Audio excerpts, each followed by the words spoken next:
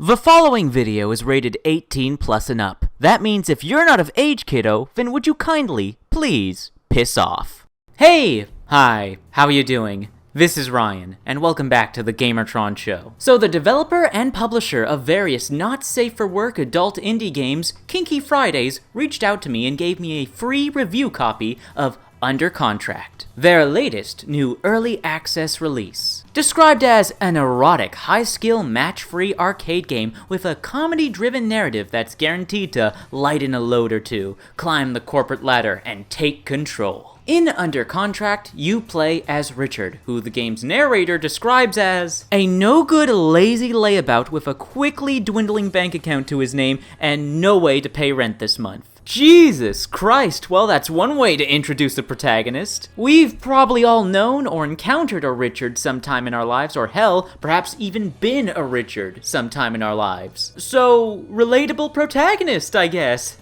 So Richard, in his desperation, laziness, and stupidity, ends up signing away his soul to a demon named Dominique, who has a number of humans enslaved to her, working day and night, submitted to endless, tedious busywork in this corporatized version of hell. With the help of a mysterious character by the name of Frida, Richard works to free his fellow co-workers, climb up the corporate ladder, and get his soul back. I won't lie, it's an intriguing and engaging premise. It's a great setup for both comedy and drama. Also, quite obviously, there's a lot of inspiration taken from both the Persona series of games and the game Catherine in terms of story and visuals, where you have this real-world setting side of the game and this dreamscape side of the game where the actual gameplay takes place. Very Persona or Catherine-esque. Now, from my perspective, the story and characters have a lot of potential to really grow and become something special and truly memorable. But based on what I've played so far in early access, that doesn't seem to be the primary focus. This is an erotic, not safe for work, adults only video game, so obviously there's an emphasis on the sex scenes. And since this is an admitted arcade game, there's also a surprisingly much heavier emphasis on the gameplay, which is appreciated. I've played quite a few match-free games in my time, and I must admit Under Contract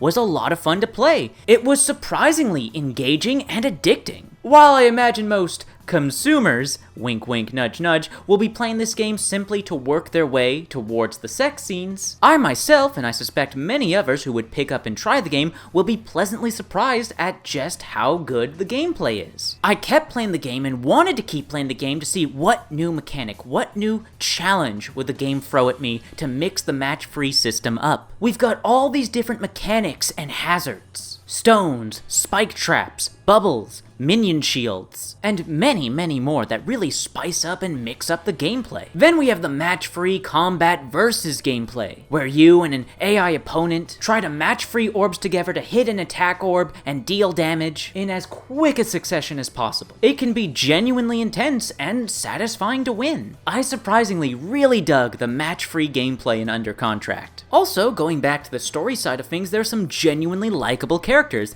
namely Frida and Dominique. Frida is just a total bro. Helpful, funny, charming, and constantly breaking the fourth wall. Also, what very little dialogue she does have is voiced by my friend Cumbomb. Remember to follow her on all of her social medias. Quality content creator and just human being in general. And then we have the character of Dominique, who, in one moment, is an intimidating, imposing antagonist constantly looming over the other characters as this oppressive, domineering force. And then in the next moment, she's a socially awkward weirdo who's trying so hard to be funny with innuendo, sarcasm, irony, and just a lot of intentionally bad jokes and wordplay. She's an entertaining and memorable character. There's a good reason why next to Richard, she's the face of the game. Oh, last thing I have to absolutely praise is the music. The soundtrack for this game is fire.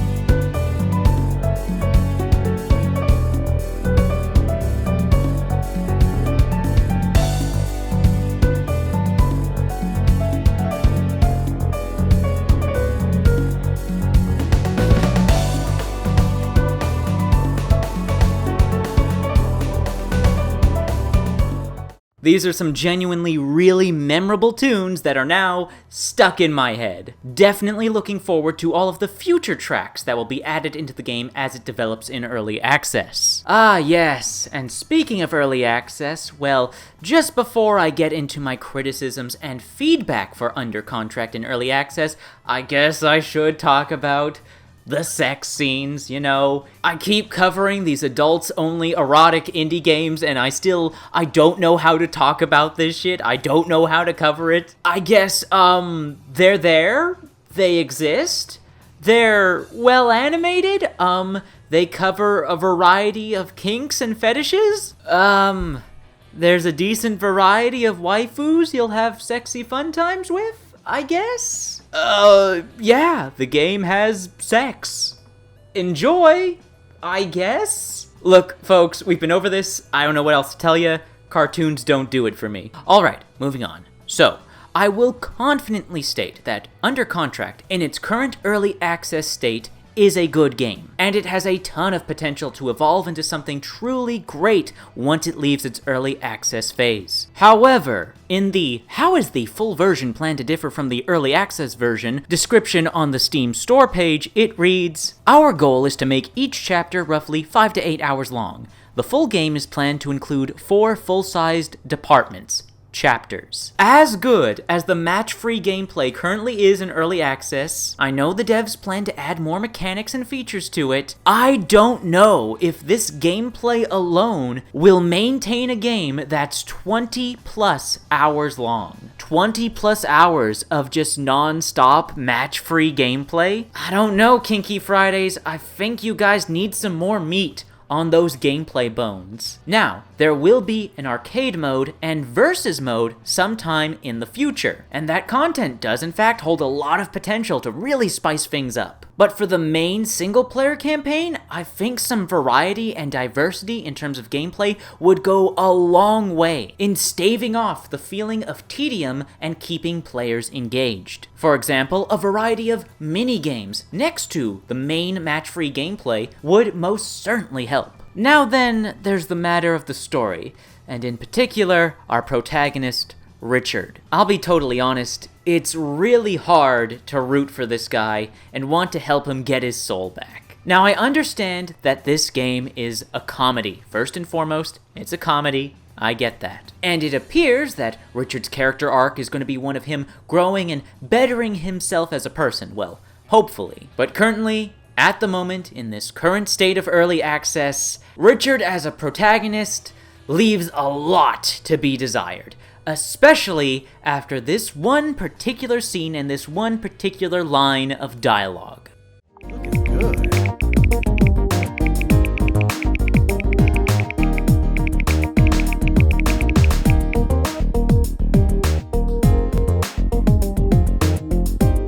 I'm not gonna lie, after I read this, I was both furious and disgusted. I almost wanted to quit the game then and there. My fingers were hovering above Alt F4. For context, in the previous scene, Richard had just freed one of his coworkers from a magical chain that shackled them to their desk and having them work eternally every night in this dreamscape version of hell. Richard helped this coworker regain some of their humanity, regain some of their freedom and their hope. They were truly grateful to Richard, so they shared an intimate moment together, an act of gratitude and a celebration of her newfound freedom and hope. And what was Richard's main takeaway from that whole experience?